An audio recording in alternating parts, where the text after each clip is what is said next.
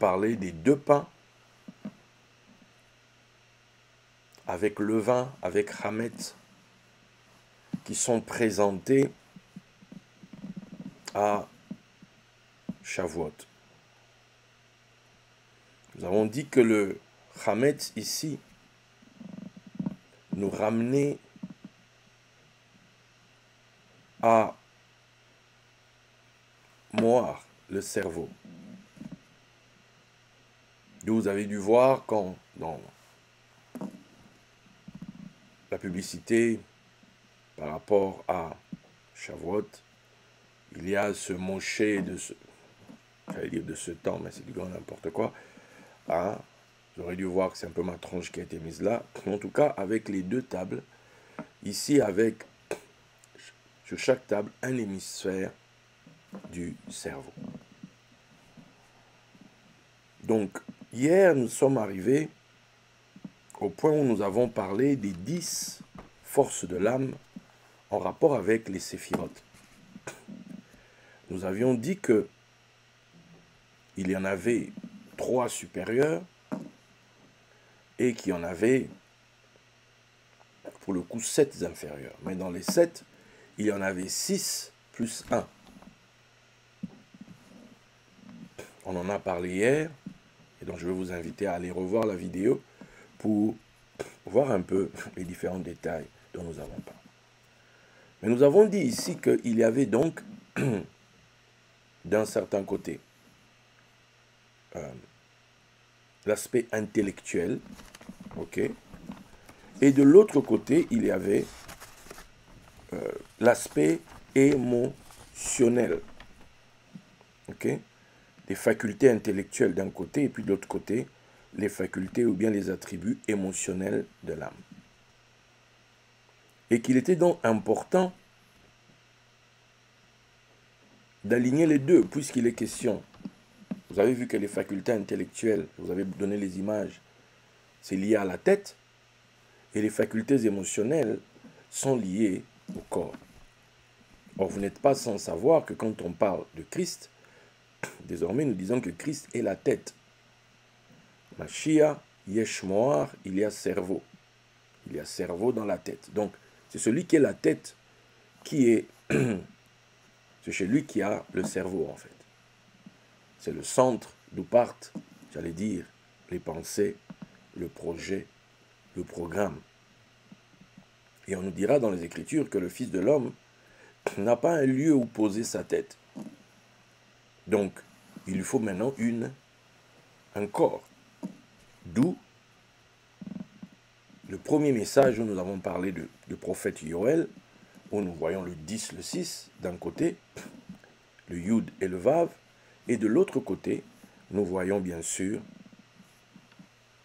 31 qui sont donc reliés ici, les 31 rois qui sont reliés ici aux 31 paires du système nerveux périphérique, donc qui traitent du corps.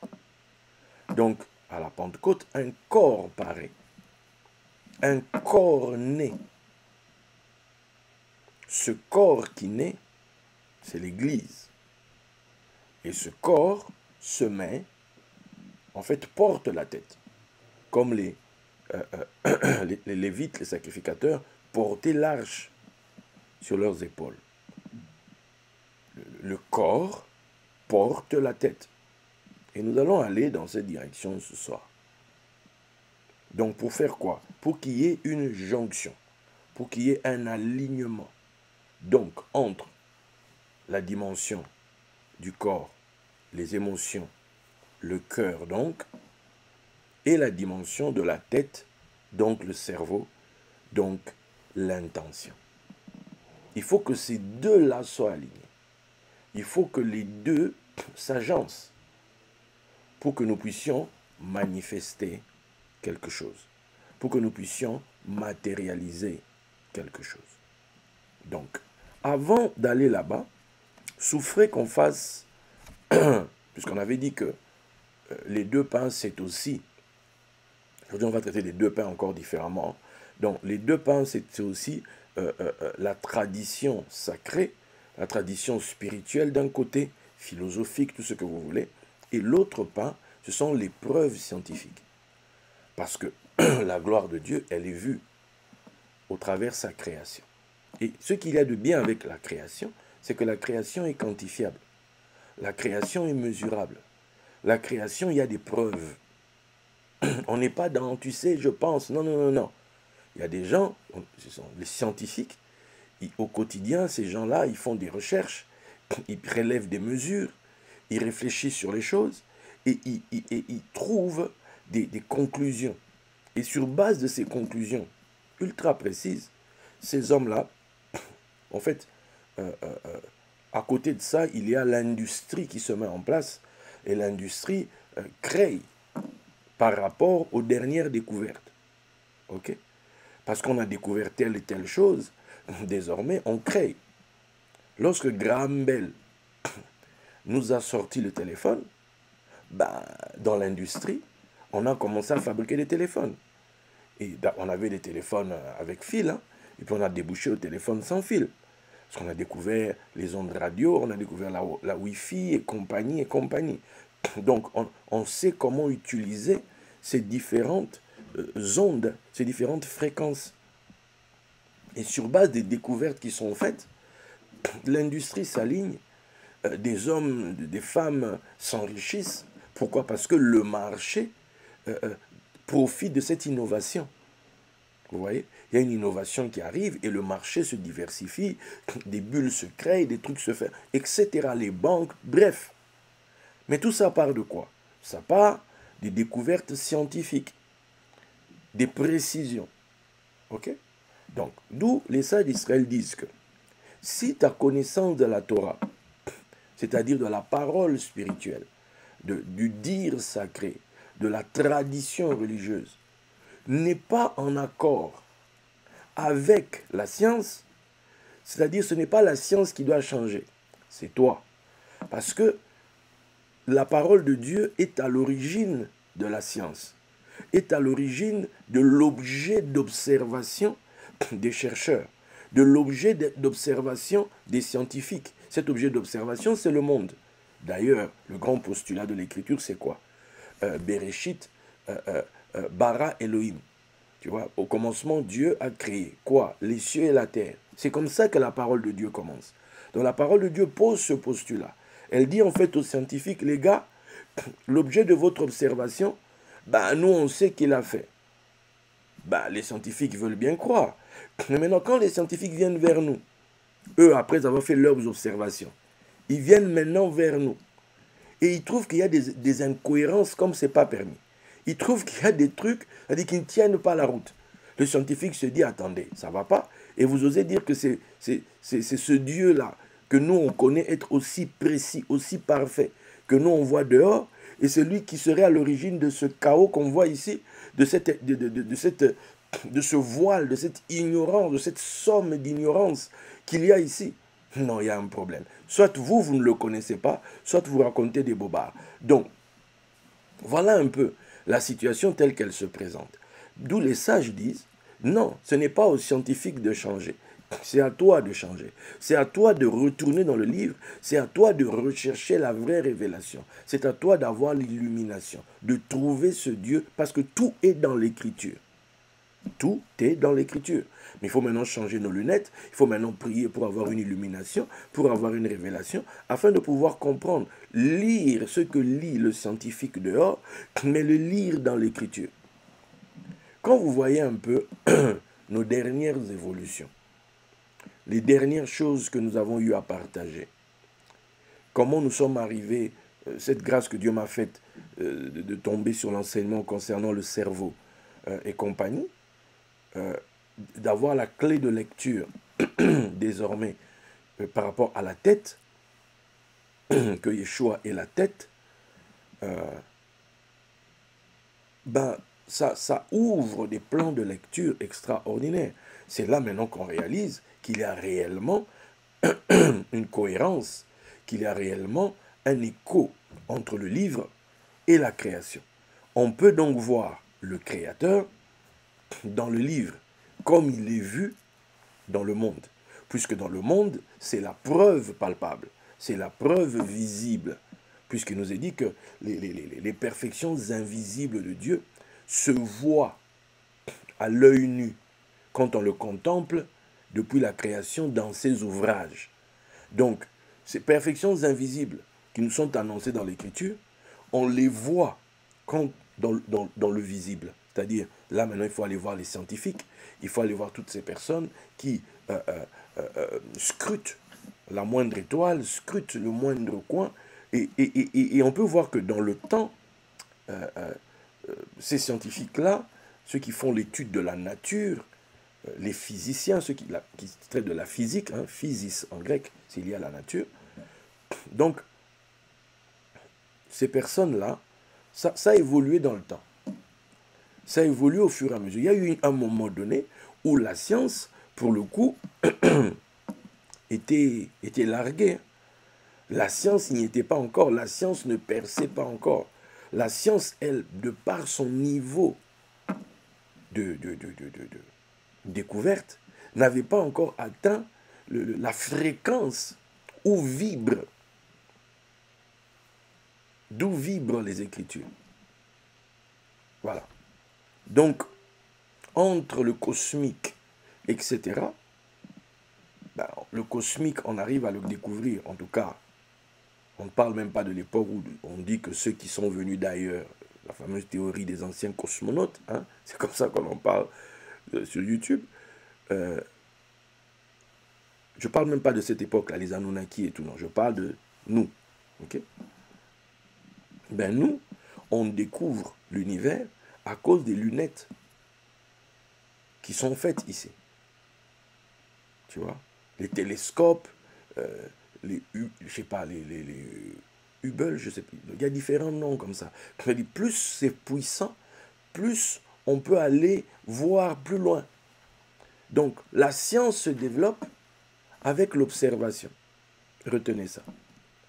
C'est-à-dire, les découvertes sont liées à une observation. Tant que personne n'a pas observé, tant que personne n'a pris le temps de se pencher sur quelque chose, c'est là, hein, depuis longtemps, mais personne n'a regardé, donc personne n'a vu. Et comme personne n'a vu, personne n'en a parlé. C'est du genre, ah, t'étais là, voilà. Tu vois? Personne n'en a parlé. Personne n'a regardé dans cette direction, donc on ne pouvait pas voir. Et c'est ça, en fait, au niveau des découvertes. C'est quelqu'un qui va te dire, non, en fait, je regardais, puis quelque chose m'a attiré vers là. C'est ce qui se passe avec Moshe. Il avait l'habitude, quand on lit l'Écriture en tout cas, il allait toujours à la montagne, emmenant les troupeaux de Jéthro. Il avait cette habitude, il avait cette coutume. Et puis un jour, un truc l'a intrigué dans une autre direction. Et il s'est dit, tiens, c'est quoi? Je vais aller voir. Mais cette histoire a fini. Toute l'histoire derrière. Voilà. Va en Égypte, les 10 plaies. C'est parti de quoi? D'une observation. Tiens, je veux voir un peu ce truc, c'est quoi?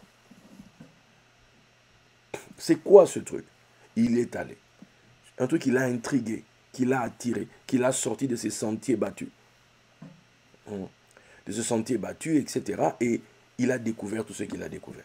Il a accompli tout ce qu'il a accompli. Tout part par la vision. Qu'est-ce que tu vois? La Bible dit, ce que tu vois, tu le possèdes. Ce que tu vois, tu le possèdes. Voilà. Donc, ça c'est pour commencer. Donc, maintenant je reviens à ce que j'ai parlé par rapport aux électrons. On avait dit quoi?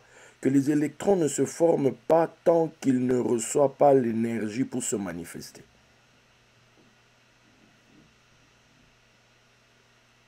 Cette énergie pour se manifester que l'électron a besoin pour se manifester provient de quoi? Ça provient de l'attention de l'observateur. L'observateur regarde et l'énergie va là où va notre attention. L'énergie va là où va notre attention. Donc quand vous pensez au passé, il s'était passé ça, votre énergie va dans le passé. Et vous n'avez pas d'énergie maintenant pour gérer des choses maintenant, pour construire pour le futur. Parce que votre énergie est arrêtée dans le passé. Quand vous prenez dans des bad reports, dans des mauvais films dans votre tête, il a dit ça, il va se passer ça, et que tu prends le train de ce truc-là, s'il te plaît, descends avant l'arrêt. Descends, saute du train, saute du train. Tu vois? Mais toute ton énergie va être bouffée par cette mauvaise pensée, en fait. Ton corps va recevoir des surcharges d'hormones compliquées à gérer derrière.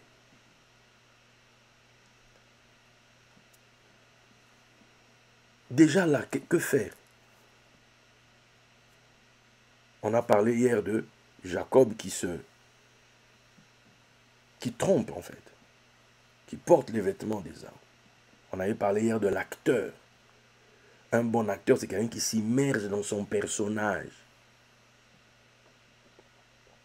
J'aime beaucoup cette expression souvent que les gens utilisent, où ils disent en anglais, fake it until you make it. Fake it. C'est-à-dire, imite, fais semblant, jusqu'à ce que tu le fasses. Tu vois? Nous, tu as la pensée d'être un grand, d'être riche, d'être gagnant du jackpot. Ben, deviens-le, sois-le. Sois ce gagnant, jusqu'à ce que tu le deviennes. Tu vois? Sois le gagnant du jackpot, jusqu'à ce que tu le deviennes. Agis comme un gagnant. Parle comme un gagnant. Et tes moments de méditation où tu crées ces images de je suis gagnant, je suis en train de faire des choses, je suis en train. Vous voyez? Plus tu fais ça dans tes journées, plus l'information commence à se répandre, ton cerveau commence à se dire, tiens, le monsieur est gagnant du loto. Ah, système nerveux autonome, voici les nouvelles informations. Voici les nouvelles informations, il est gagnant. Voilà, il est gagnant, donc maintenant. Donc tu commences à dégager une lumière différente. Tu commences à te sentir bien dans ta peau. Pourquoi? Parce que la chimie est modifiée. C'est maintenant la chimie d'un gagnant. Mais il faut que tu trompes ta chair. Fake it. On parle de fake news, fake non. Fake, trompe ta chair, trompe ton cerveau. Cette chose que tu aimes là, sois-le déjà. Oui, mais non, sois-le déjà. C'est comme ça que tu vas le devenir. Puisque, que dit la Bible? Ce que je crains, c'est ce qui m'arrive, ce que je redoute, c'est ce qui m'atteint. Vous voyez? Les choses t'atteignent parce que c'est toi-même qui les appelles. C'est toi qui les appelles. Les choses arrivent parce que tes pensées les attirent. Change ta pensée.